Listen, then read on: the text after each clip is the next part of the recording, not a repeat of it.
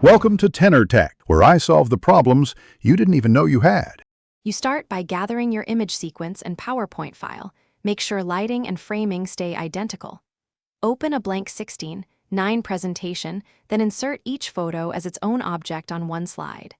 Once done, align and resize images so they share the same center. Use the Align Center and Middle tools. Group any background elements and lock them with Selection pane. This prevents accidental moves. Now you have a stacked set of frames ready for timing and transitions. You continue by duplicating that prepared slide for every image in the sequence. On each duplicate, hide all but the single frame image you want visible. Next, go to Transitions and set None, then use animations like appear or fade on the image with 0. 1 to 0. 2-second duration to create fluid motion. Once configured, open Transitions Advanced Slide and set After to 0. Ones, make sure to preview in Slide Show mode. Adjust speed until movement looks natural. You finish by exporting the slide sequence as a video. File, Export, create a video.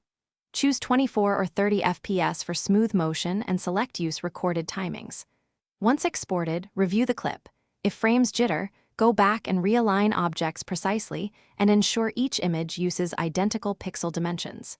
If the timing is wrong, confirm slideshow timings were applied and enable use recorded timings before export. One tip: if files stutter, increase FPS.